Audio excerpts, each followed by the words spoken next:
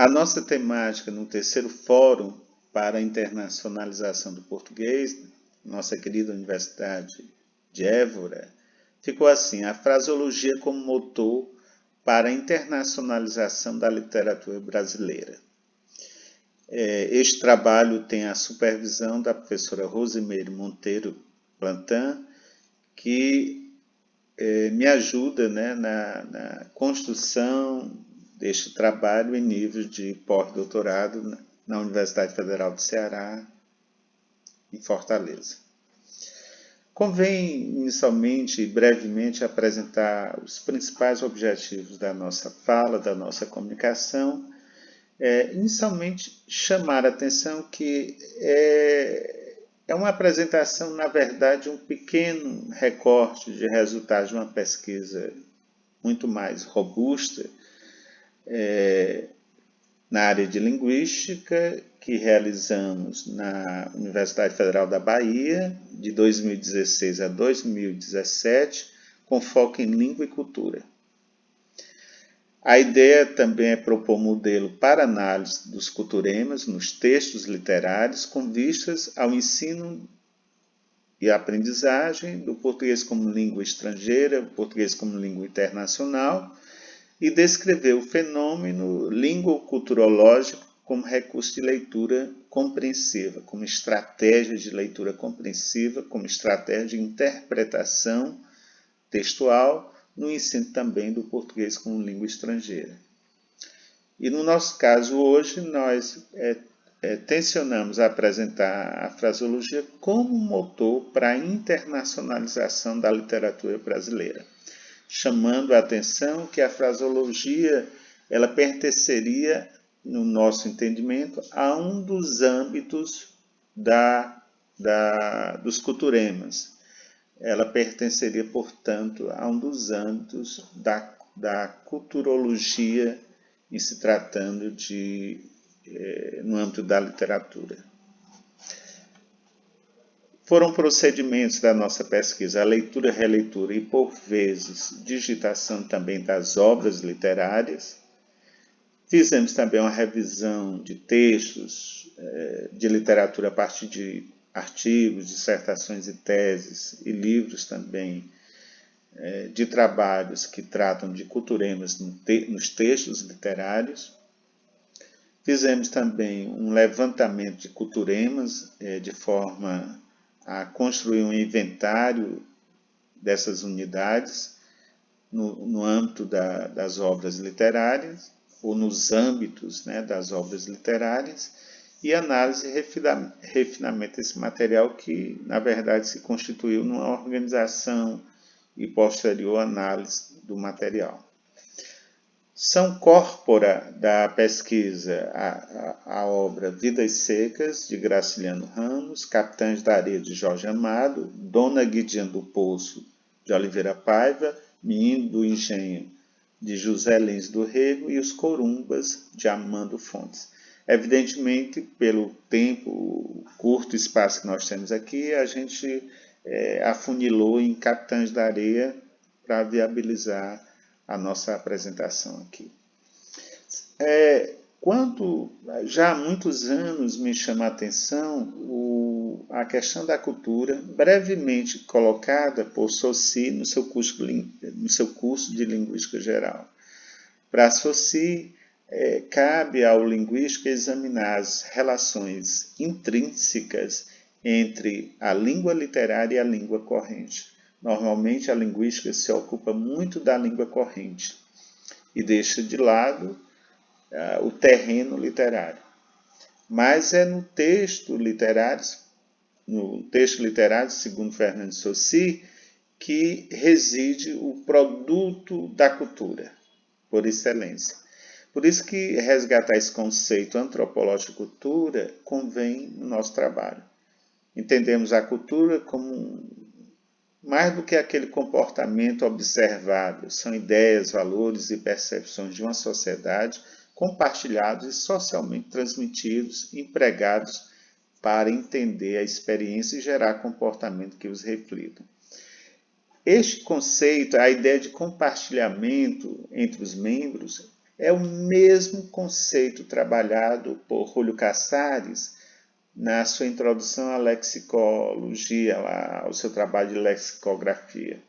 Então é muito interessante ver a recepção dele a esse conceito de cultura como compartilhamento, né, desses elementos socialmente transmitidos. Fui influenciado muito por Lúcia Luque Nadal ao tratar de culturemas. Na sua obra Princípios da Culturologia e Fraseologia Espanholas, a ideia de culturema que nós associamos aqui, que agregamos, é cultura mais língua mais literatura. E para falar desses fenômenos culturais no âmbito dos textos literários, recorremos à definição que Luque Nadal dá de culturema. Observe aí que ela diz, isso é muito difundido, né, nos estudos, ela diz o seguinte: é qualquer elemento simbólico, específico, cultural, simples ou complexo, que corresponda a um objeto, ideia, atividade ou feito, que seja suficientemente conhecido, olha aquela ideia de compartilhamento, entre os membros de uma sociedade que tenha valor simbólico e sirva de guia, referência ou modelo de interpretação ou ação para os membros da dita sociedade. Sempre quando eu leio este conceito e releio, quantas vezes já fiz a releitura, eu nem me dou conta mais. Eu me lembro muito um culturema religioso que é água benta. Água benta, quando eu vou falar de culturema e alguém tem dúvida o que é, eu digo, olha, água benta.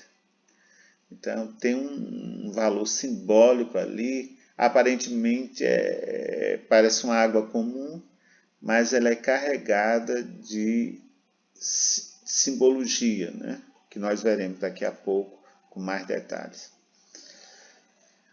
É muito interessante também chamar a atenção de um conceito operatório que nós trabalhamos durante a nossa pesquisa, que é o seguinte: os culturemas são um reflexo na língua da visão de mundo de uma cultura, olha aí, remetendo a Ferdinand de Saussure, em que fazem alusão a elementos relacionados com a cultura, o estilo de vida, os costumes, a política, a gastronomia, a arte, e podem ser de muitos tipos, desde os nomes próprios, a nome de instituições, comidas e bebidas, medidas e profissões. Por isso que quando nós resolvemos estudar fraseologia, nós procuramos um hiperônimo, isto é, alguma unidade ou categoria acima da fraseologia, e certamente é a culturologia. No caso do texto literário, em particular, porque, como diz Saussure, é produto da cultura. Nós organizamos o nosso trabalho, nossos culturemas em corpora, né, ou em corpus, já que estudamos obra a obra, e utilizamos os mesmos princípios do grupo de estudos, né, na Espanha. Usamos colchetes e hashtags para isolar essas unidades e, na verdade, para chamar a atenção do seu caráter discreto.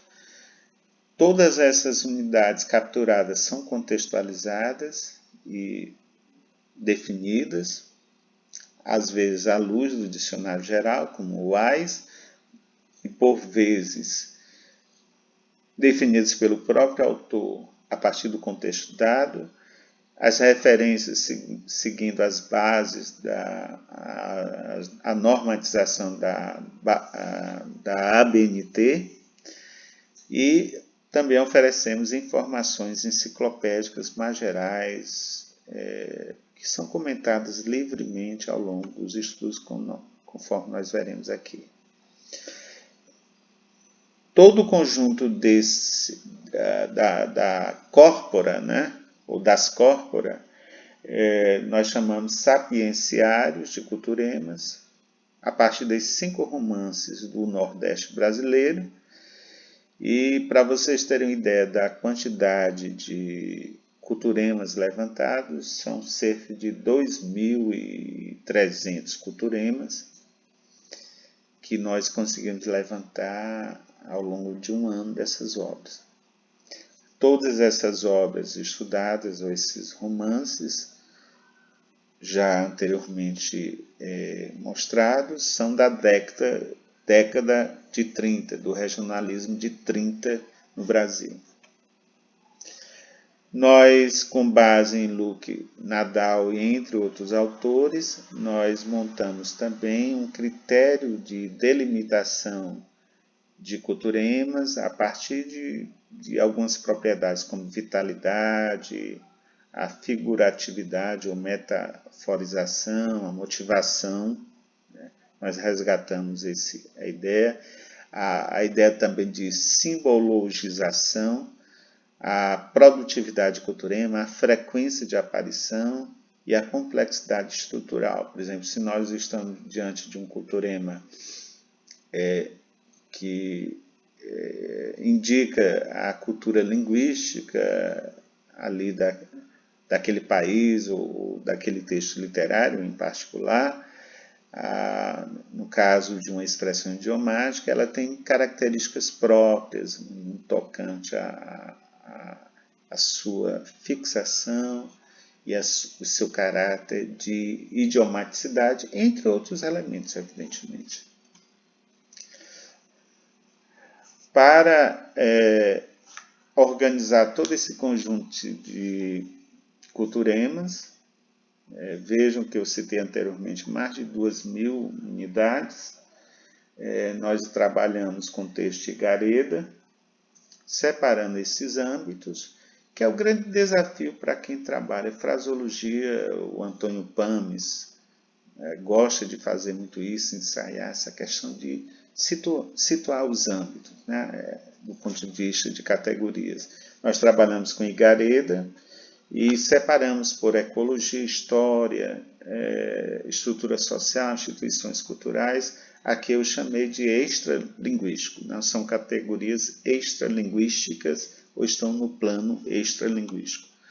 Algumas categorias temáticas também foram trabalhadas de forma mais intralinguística, os tempos verbais, os advérbios, os nomes, elementos culturais mais concretos, no caso de reália, né? Expressões próprias, são os idiotismos, palavras, frases feitas, expressões.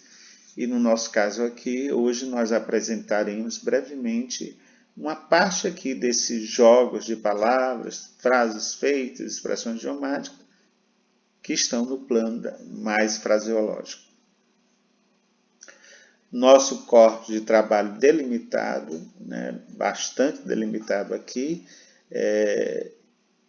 compôs das entradas em português brasileiro, né, em Capitães de Areia, Jorge Amado, e foi feito um levantamento das unidades fraseológicas mais significativas do ponto de vista literário, portanto, uma valorização ao caráter de expressividade ou de estilística, léxica e autoral, e pudemos detectar e apresentar o que nós chamamos idioculturemas. A ideia, portanto, de cultura linguística ali presente. Particularmente, como eu já chamei a atenção, são, no caso aqui, que vamos exemplificar daqui a pouco, são unidades fraseológicas. No caso de Capitães de Areia, convém brevemente a gente situar os leitores, quem já leu e aqueles que nós recomendamos a leitura. É uma obra de 1937, portanto, um período ditatorial, né, Estado ditatorial no Brasil. Esse romance Capitães da Areia conta a história de mais de 50 menores e moradores de rua chamados de Capitães da Areia. Capitães da Areia. Eles são liderados liderados pelo destemido Pedro Bala, que praticam delitos e vivem em um trapiche na região alta de Salvador, Bahia. É muito interessante que pela primeira vez num texto literário, a criança, o menor delinquente, ele passa a ser, na verdade, ele passa a ser o protagonista da obra, se distanciando daqueles modelos mais tradicionais, né, fidalguia, tudo arrumadinho, que marcaram, por exemplo, a obra de José de Alencar aqui no Ceará. Mas é uma obra que teve uma repercussão muito forte no período ditatorial de Getúlio, chamado Estado Novo, que em novembro de 1937, além de outras obras de Capitães da Areia, foram queimados cerca de 1.000 exemplares, 808 exemplares, sobre o pretexto de se tratar de objeto de propaganda comunista. Os culturemas, por exemplo, trabalhados conforme isso lembra muito aquela organização de lexia de Potier, né? Que é a lexia simples, como um capoeira, que é um culturema muito forte na obra, um composto como um dia de Xangô, às vezes os compostos aparecem com ou sem hífen, na verdade, às vezes aparecem em forma de locução, e os complexos, que são locuções verbais e, particularmente, são as expressões idiomáticas. Então, um exemplo é ver com quantos paus se faz uma cangalha, e não canoa. É muito interessante que nesse estudo nós observamos que estas unidades elas têm o mesmo comportamento das palavras, por isso que elas podem ser datadas. Ao longo da pesquisa oferecemos à Comissão de Lexicografia do Dicionário de Wise uma série de sugestões e foram aproveitadas, foram aceitas para serem incluídas no dicionário. Até então, por exemplo, o dicionário do Wise não tinha nenhum exemplo, nenhuma abonação com Capitães da Areia. A partir desse estudo nós sugerimos e de pronto a comissão aceitou e hoje são unidades que figuram. Nós temos mais ou menos cerca de 300 ou 400 palavras, verbetes, desses textos regionais presentes em Wise. Nós criamos esse neologismo, idioculturemas, para focar a ideia da fraseologia, tá certo? No exemplar a seguir, os itens são fortes candidatos a idioculturemas, e nós colocamos são fortes porque a gente, às vezes, vocês daí, por exemplo, vocês podem não considerar. Não, eu acho que isso é uma locução X, ou outro, não, é uma locução verbal. Não, isso aqui é mais uma parêmia e tal. Então, a gente não fecha, né? Mesmo porque é uma terminologia que a cada instante a gente revisa, certo? Então, seja como for, nós chamamos o idioculturemas, na verdade é um grande guarda-chuva, e durante a constituição deste corpus, no caso da obra, ou das córporas, né, no caso de todos os textos, assinalamos, conforme nós colocamos, em colchetes e hashtag, conforme vocês observam aí, para mostrar que é um elemento expressivo, estilisticamente importante na obra. Os principais idioculturemas em Capitães da Areia, só do ponto de vista fraseológico, são muitos, né? E eles adentram, mostram a identidade linguoculturológica e permitem também que a gente, enquanto leitor, possa adentrar no mundo cultural vivenciado e construído pelo povo baiano. Eu poderia fazer uma listagem aqui enorme, né? Mas não convém. Mas, por exemplo, nós, eu nem coloco a frequência aqui, a quantidade, no nosso trabalho a gente faz isso.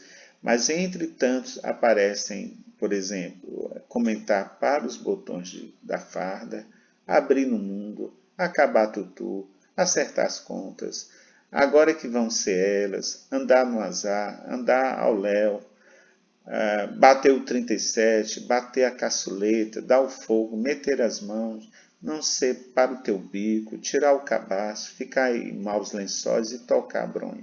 Eu poderia continuar com a lista 3 vezes a mais do que eu estou apresentando agora. Então vamos comentar, por exemplo, brevemente este, que é comentar para os botões da farda. Então está aqui o contexto, como nós fizemos. O guarda o espiava, depois comentou para os botões da farda. Bem dizem que estes poetas são doidos.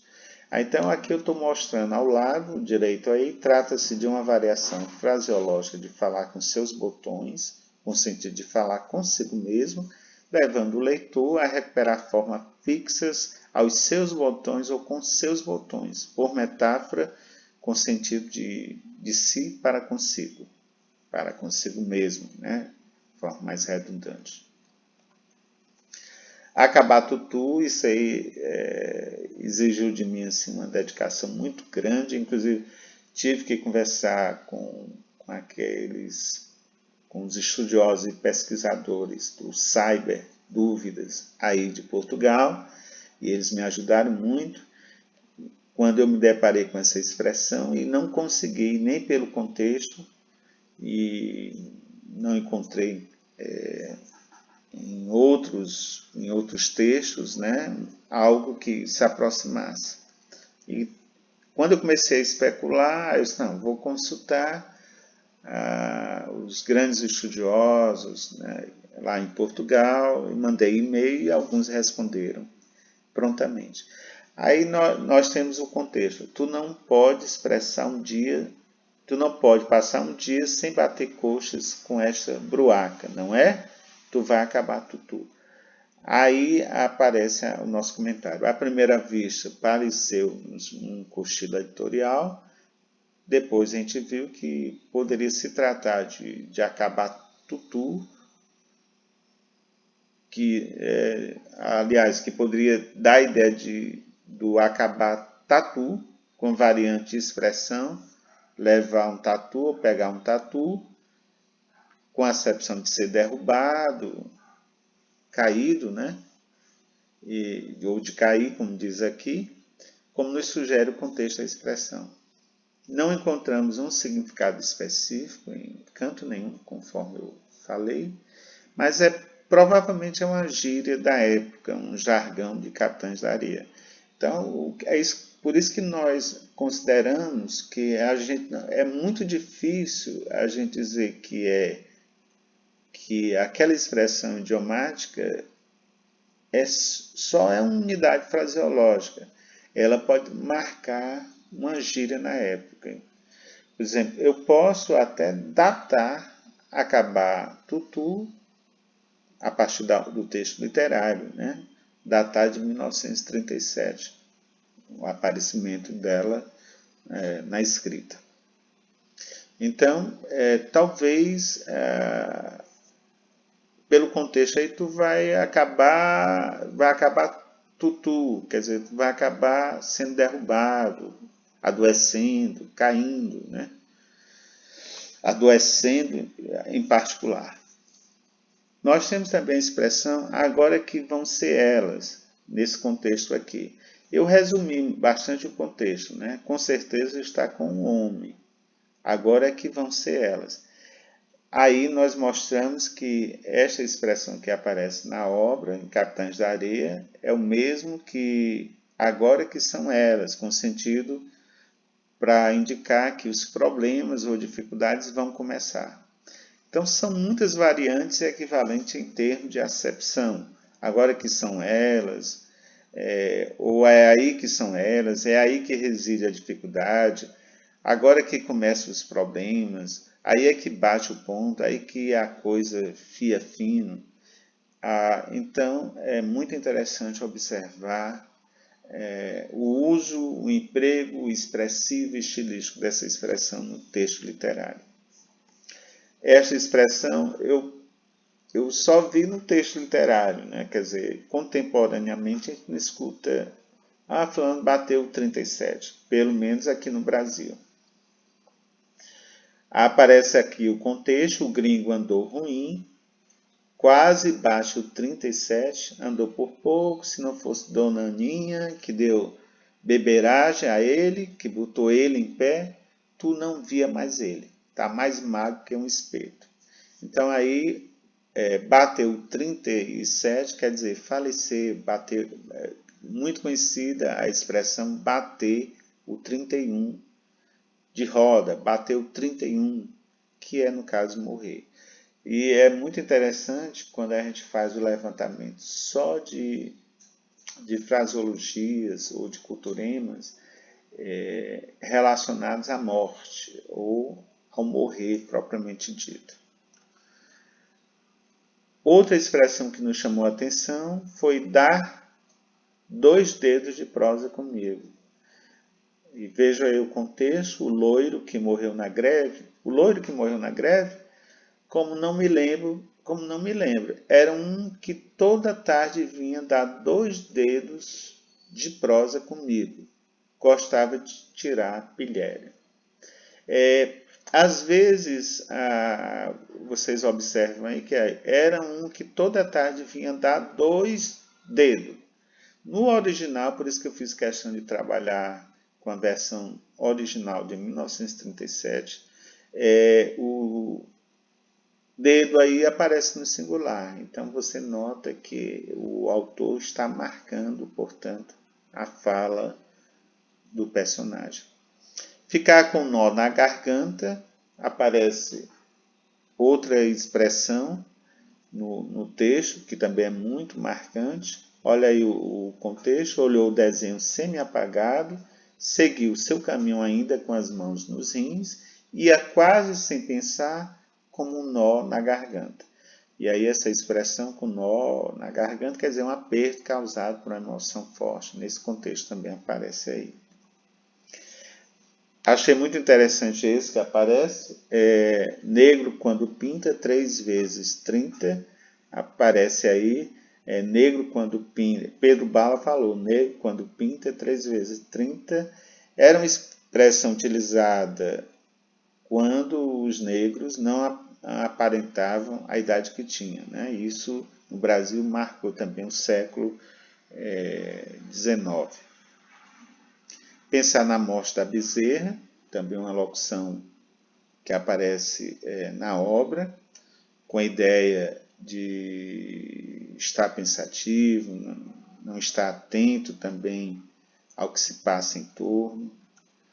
Tá com o urubu em cima da carniça, também é uma expressão. Uma outra expressão, ficar em maus lençóis, é muito interessante. Aparece também na obra. E os tabuísmos também aparecem, como tocar bronha, o que se chama aqui de uma masturbação. Hoje a gente atualiza e diz tocar punheta. Não sei o que se usa aí equivalente em Portugal.